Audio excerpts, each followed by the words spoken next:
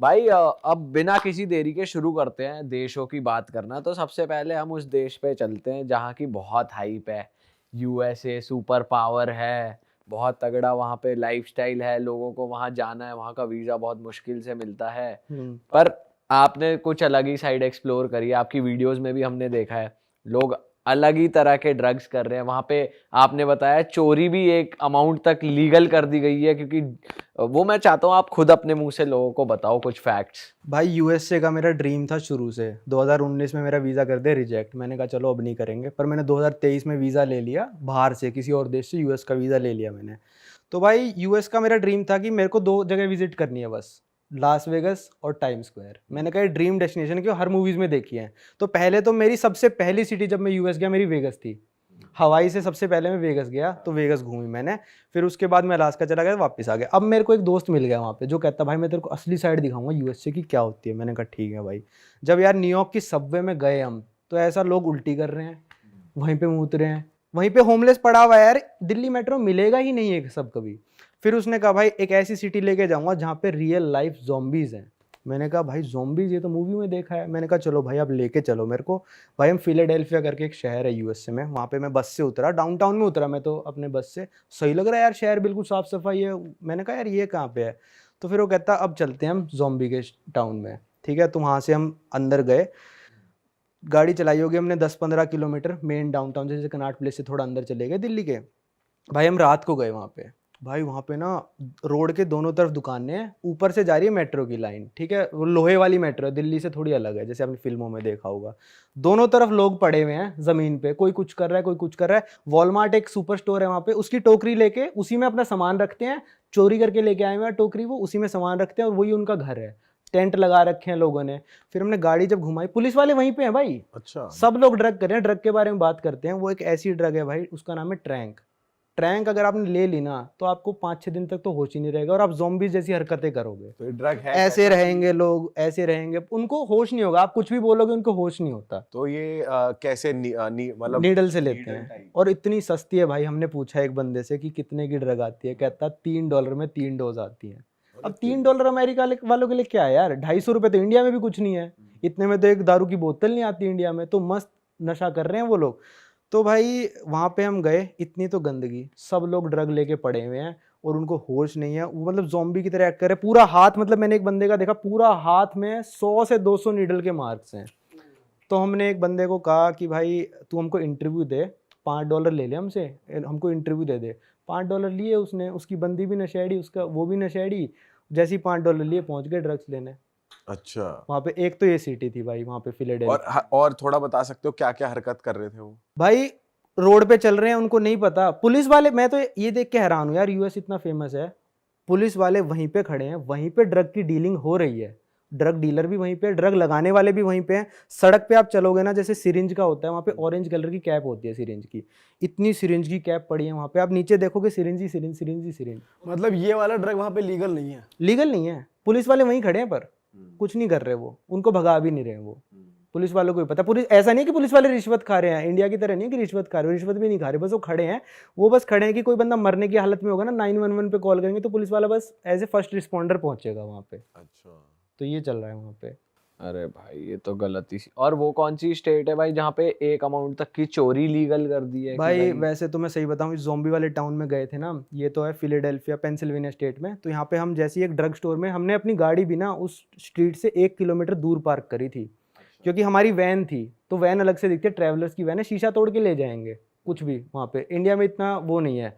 तो वहाँ पे हम एक ड्रग स्टोर में घुसे भाई अंदर। वहाँ पे एक बंदा आया, 4-5 चीज़ें खाने की उठाई और हमारे सामने निकल गया बिना बिल दिए।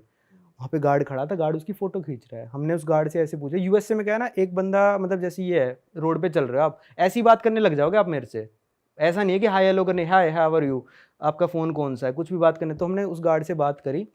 कहता भाई मैं कुछ नहीं कर सकता। ले गया बंदा चोरी करके। पूरे शेल्फ्स खाली पड़े हैं वहाँ पे, सब कुछ खाली पड़ा है, फिर भी वो स्टोर ऑपरेट कर रहा है। फोटो खींची उसकी और उसके पीछे भागा नहीं कुछ? नहीं नहीं, गार्ड नहीं भागेगा वहाँ पे भाई, पीछे आपको गोली मार देगा वो, ड्रगी चाकू मार देगा, क्या कर लोगे आप। ठीक है, फोटो खींच के क्या कर रहा है वो? कुछ नहीं, वो अपने मालिक को दिखाएगा जो वहाँ पे स्टोर मैनेजर है, पुलिस में सबमिट करेगा कि ये बंदा चोरी करके ले गया। अब वो बंदा चोरी करके क्या करेगा, वो और ड्रगीज को देगा, वो सामान नॉर्मल लोगों को बेचेंगे सस्ते में। उससे वो पैसे कमाएंगे और ड्रग लेके आएंगे। अच्छा। और वहाँ पे जो घरों की कीमत, घर देखोगे ना, सारी घरों पे जालियां लगी हुई हैं भाई, लोहे की, बिल्कुल पैक घर, मतलब आप घुस ही नहीं सकते उस घर के अंदर। और वहाँ पे सारे घरों के प्राइस इतने कम हो चुके हैं क्योंकि सारे ड्रगीज रहते हैं वहाँ पे, सारे ड्रग डीलर्स। तो मोटिव यही है ना कि ड्रग लेना है एंड में जाके, बेच के सामान बेच के कुछ भी। आदत लग गई ना उन लोगों को, उनकी भी गलती नहीं है। यूएसए में कल्चर ही ऐसा है कि भाई वहाँ पे सेव नहीं करते लोग पैसे, जितने पैसे आए उसको उड़ा दो, घूमने में उड़ा दो।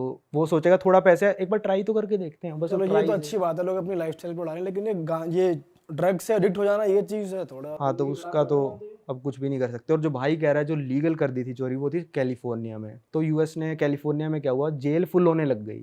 तो जज ने वो प्रावधान पास कर दिया कि $950 तक की चोरी लीगल है।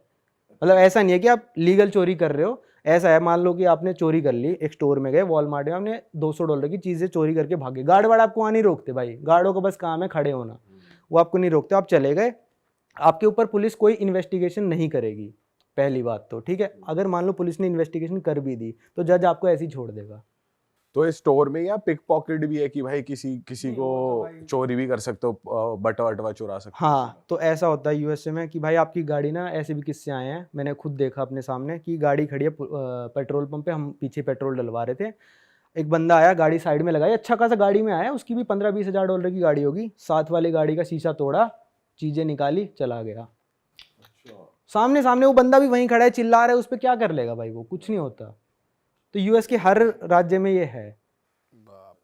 और अपना थोड़ा उसका बताओ, एलए का, वेगस का बताओ, कैसा रहा आपका? तो चलो पहले एलए का बता देता हूँ। एलए में था भाई, जैसे मान लो आपका ये स्टूडियो है, ठीक है, मान लो आपका स्टूडियो बिल्कुल प्राइम लोकेशन पे डाउनटाउन में है, बिल्कुल एलए में, और 5-6 लाख रुपए रेंट दे रहे हो इसका महीने का, ठीक है। और नीचे रह रहे हैं टेंट में लोग, जो फुटपाथ है ना उसमें लाइन से टेंट लगे हुए हैं, उसी में बंदा रहता है, उसी में उसकी टॉयलेट करता है, वो उसी में मूतता है, उसी में ड्रग्स लेता है, उसी में ड्रग डीलिंग करता है, उसी में सोता है। और आप सोचो डाउनटाउन में रह रहे हो, मैंने इस चीज़ पे वीडियो बनाई है, पूरे लाइन से टेंट लगे हुए हैं पूरे के पूरे एलए में। देखो सोचो, एलए हॉलीवुड कहते हैं भाई, हाँ। और ये चल रहा है वहाँ डाउनटाउन में। देखो साइड में हो एरिया समझ में आता है, पर डाउनटाउन में कैसे। तो अब वेगस का बताऊं? हाँ, वेगस का बताओ भाई, थोड़ा उसका बताओ। आप कहते कसीनो पसंद है आपको खेलना? हाँ, कसीनो में तो ये है यार, थोड़ा लिमिट में खेलो तो सही है, वरना वहाँ पे बर्बाद होते। तो मेरे सामने सामने लोग, मतलब वेगस में जाते हो ना तो ऐसा लगता है बहुत छोटे हो, आपकी कोई औकात नहीं है वेगस के सामने, ऐसा लगता है। मैं पहली बार लैंड हुआ, 3 दिन तक तो मैं इसी भुलावे में था भाई कि ना मैं तो यार कुछ भी नहीं हूँ इस दुनिया में, मैं तो बच्चा हूँ, और यार यहाँ पे लोग $1000 ऐसे ही लगा रहे हैं। मेरे को बड़ा डिप्रेसिंग फील हुआ था जब मैं लैंड हुआ। फिर 5-6 दिन बाद देखा कुछ नहीं है यार, यहाँ पे बसों में गांजा फूक रहे हैं लोग, बसों में गांजे की बदबू आती रहेगी। यूएसए में आप किसी भी शहर में जाओगे ना, अभी गए नहीं हो ना, किसी भी शहर में जाओगे ना, आप जैसे ही बाहर निकलोगे बस से या फिर गाड़ी में चल रहे हो, आपको गांजे की स्मेल आएगी।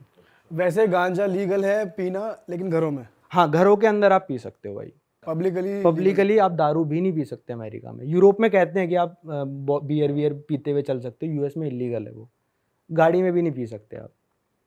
और आप जब कसिनो जाते हो भाई, हमने तो ज़्यादा पता नहीं है कसिनो के बारे में, कार्ड गेम्स के बारे में हम, बट ऐसा होता है कि कसिनो में जब तक आप हारते नहीं, वो आपको निकलने नहीं देते, वो आपको और ट्रिक करते रहते हैं कि खेलो खेलो, ड्रिंक्स लाते रहते हैं और नशा कराते रहते हैं कि आप और जुआ खेलो। भाई कसिनो में ड्रिंक्स अनलिमिटेड फ्री हैं, कहीं पे भी जाओ आप, बस आपको वेटरेस को टिप देना ही पड़ेगा, ठीक है। तो $1 $2 देते रहो, फ्री कितनी भी ड्रिंक पीते रहो, पूरे दिन बैठे रहो वहाँ पे, कोई दिक्कत नहीं। उनको तो आपको नशे में करके पैसे निकलवाने हैं आपके, पर ऐसा नहीं है कि आपको मतलब वो आपसे पैसे छीन लेंगे या जब तक हारोगे नहीं, वो ऐसा कुछ नहीं है। वो आपको आगे सिंपल कह देंगे, hey buddy you are banned from this casino, आप बाहर चले जाओ बस। अच्छा, ऐसा होता है। और मतलब ऐसा फेयर रहते हैं वो, या ट्रिक चीटिंग वीटिंग करते हैं कि कसिनो ही जीतेगा या कस्टमर भी जीतता है? नहीं, मैं जीता हूँ ना, मैं एक रात में $1000 जीता हूँ $100 से, और एक कसिनो में मैं $600 और जीता था। पर फिर मैं धीरे धीरे, मैंने ना यूएस में कम से कम 25 से 30 कसिनो में खेला है,